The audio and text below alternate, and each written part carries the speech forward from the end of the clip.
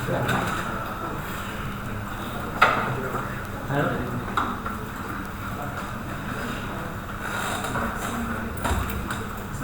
warahmatullahi wabarakatuh.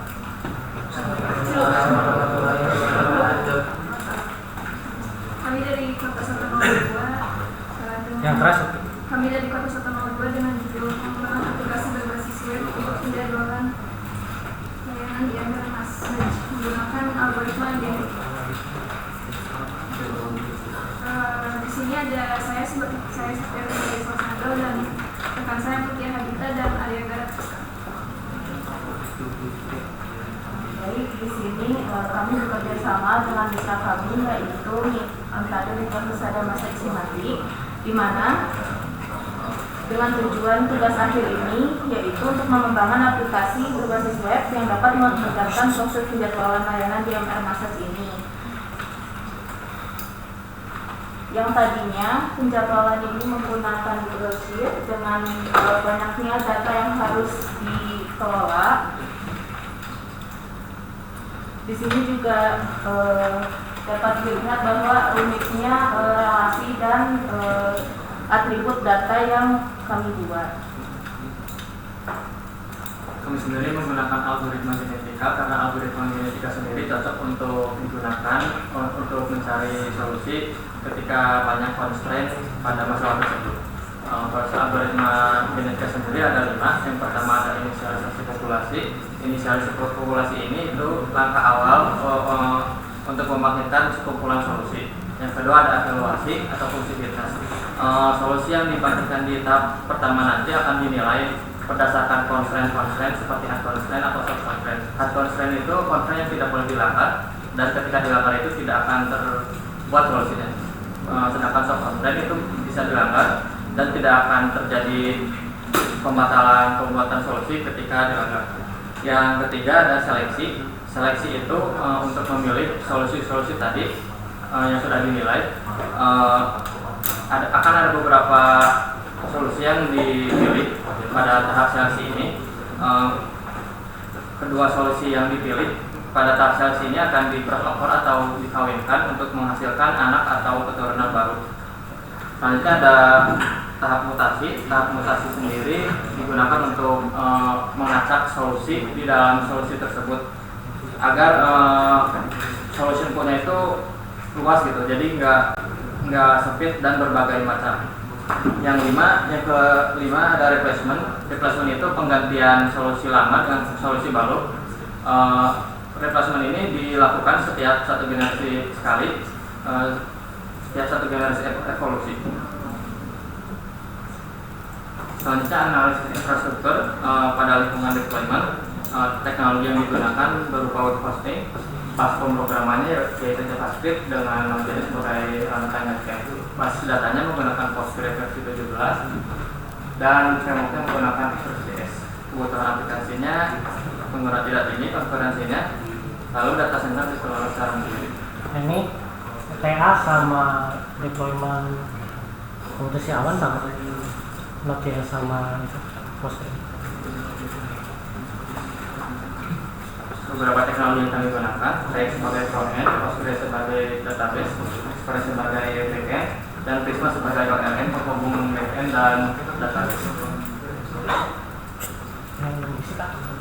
Layanan yang kami gunakan adalah PaaS atau Platform as a Service. PaaS ini membebaskan developer dari tugas mengelola server, sistem operasi, patching, dan kapasitas. Google Cloud Deploy atau integrasi tanpa perlu setup deployment pipeline dari nol.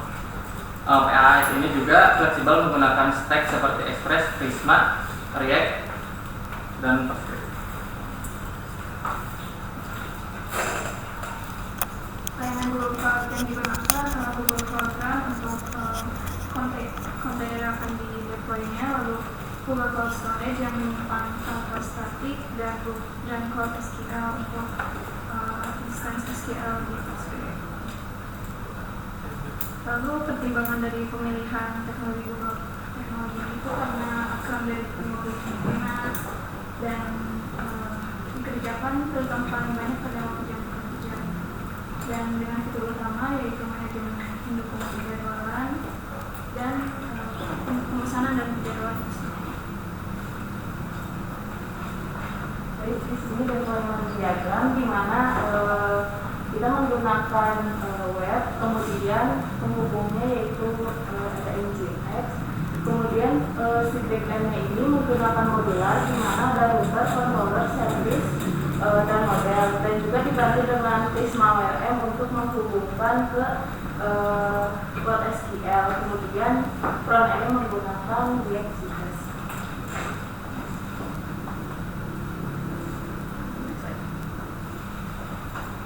Untuk lebih detailnya, untuk langkah implementasinya, yang pertama inisiasi proyek yang akan di deploy, lalu menjalankan front-end-nya terlebih dahulu untuk menyimpan static front-end di dalam folder list, lalu dimasukkan ke dalam folder public di backend, kemudian menyiapkan instance Cloud SQL dari PostgreSQL 17, kemudian menyiapkan Docker file dan melakukan build dan deploy image. Jadi yang di deploy-nya itu kontainer yang hanya backend-nya saja. Untuk mengakses front-end itu dari static front-end yang dimasukkan ke dalam folder public di backend-nya. Untuk langkah-langkah deployment lebih jelasnya mungkin ada di dokumen yang bisa dikirim. Kemudian dilanjutkan dengan demonstrasi.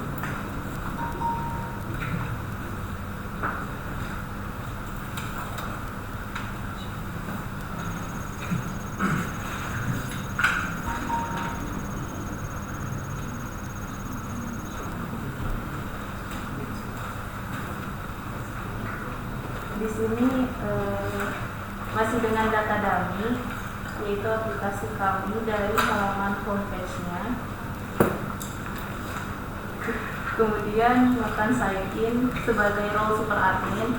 Di sini ada fitur-fitur super admin, yaitu akun admin, terus kelola terapis, kelola shift dan sesi, kelola paket layanan, kelola cabang dan ruangan. Di sini ditampilkan form create-nya juga.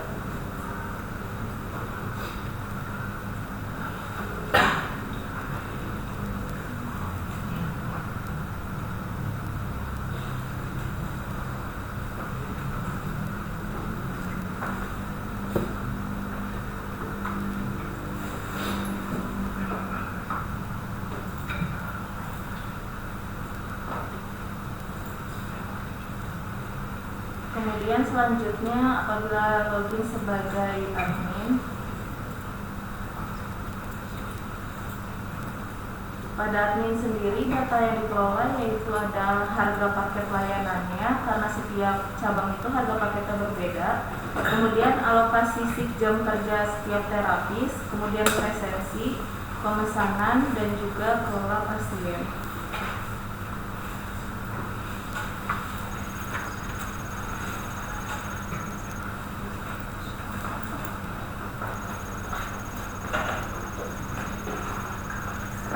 Untuk proses penjadwalannya sendiri baru menyelesaikan bagian backend sekitar 60%, untuk frontend-nya belum dibuat, untuk belum dibuka.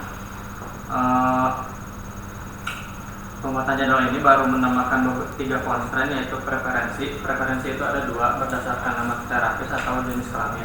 Lalu yang ketiganya itu constraint-nya itu keahlian yang dipesan itu harus sama dengan yang dikuasai oleh si terapisnya.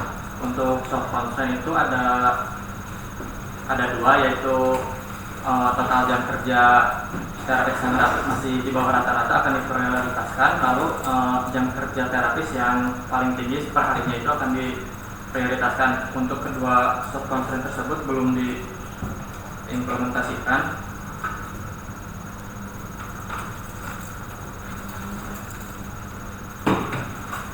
Untuk ininya tuh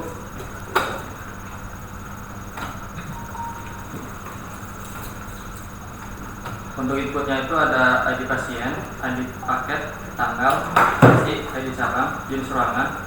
Untuk jenis ruangan sendiri ada 2, ada onsite dan home care. Untuk onsite sendiri akan dicarikan ruangan dan sesi yang tersedia pada hari tersebut. Untuk home care sendiri harus memasukkan waktu tempuh berupa perjalanan dari tempat yang massage ke tempat pasien tersebut berada. Jadi misalkan ketika perjalanan pergi itu 20 menit, maka pulangnya juga 20 menit, artinya 20 dikali 2. Lalu untuk satu sesi itu di 1 jam.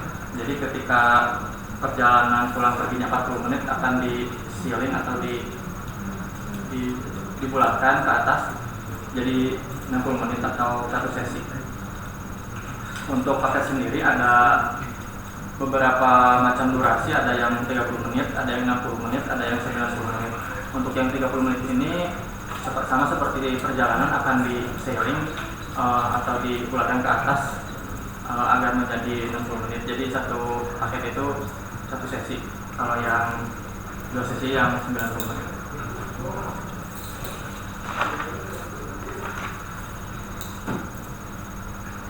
Ini karena saya sendiri baru menerapkan hard constraint, jadi skor yang di return ketika hard constraint-nya itu tercapai itu 1. Jadi ketika 3 hard constraint itu tercapai akan menghasilkan nilai 1. Untuk soft constraint-nya sendiri belum diterapkan, jadi ketika evolusi untuk beberapa generasi atau ratusan generasi itu hasilnya sama karena ya yang itu cuma hard constraint-nya aja, dan soft constraint-nya itu belum diterapkan gitu.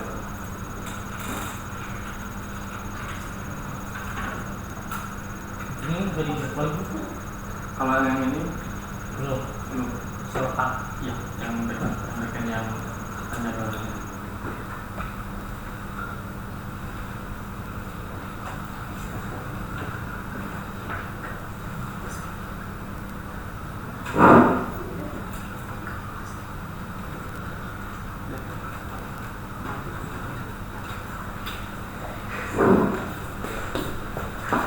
Mau ngapain lagi?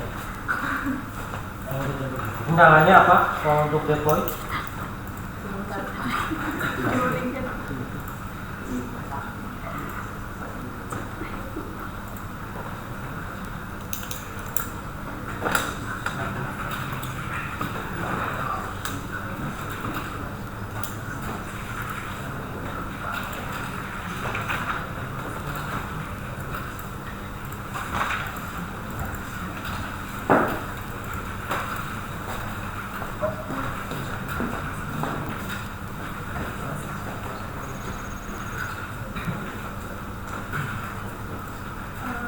Sudah deploy.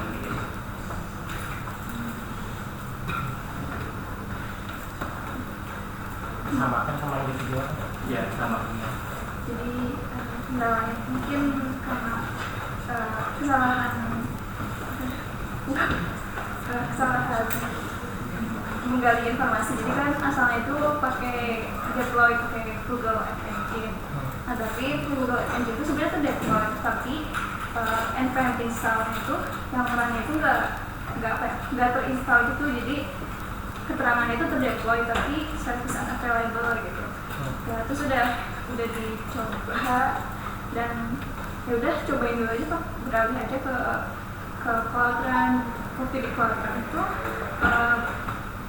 waktu di Cloudrun sebenarnya masih pakai project yang sama, dan yang beda itu cuma nambahin Docker file. Soalnya instance SQL itu udah dibuat sebelumnya dan udah bisa cobain juga di lokal dan bisa. Berarti yang masalahnya itu bukan masalah instance SQL-nya, tapi setelah di deploy di Google Cloud yang masalahnya itu kayaknya dia tuh nggak ngebaca CD-nya gitu di Docker file-nya, padahal udah dikasih komen buat menjalankan CD-nya. Jadi di CD-nya itu buat nge-create data superadmin sama data cabangnya dulu. Jadi ya belum bisa lagi karena di CD-nya itu belum berjalan lancar. Terus coba di tracing apa sih salahnya, dan coba minimal nampilin konsol dulu. Udah itu udah di-build beberapa kali, tapi dia tuh cuma kayak nge-deploy build sebelumnya gitu. Sedangkan build yang udah ditambahin misalnya sekadar konsol log aja dia nggak muncul. Jadi dia bukan ngambil build yang terbaru, tapi ngambil build yang pertama kali di. Ini udah selesai sih. Masih Masih. yang deploy-nya cuma sefolder image backend aja. Kalau yang front end-nya itu yang pakai static react, jadi cuma copyin aja ke file. Jadi bisa. Oke, ada pertanyaan? Dibuka saja, silakan ditutup. Terima kasih atas perhatiannya. Assalamualaikum warahmatullahi wabarakatuh.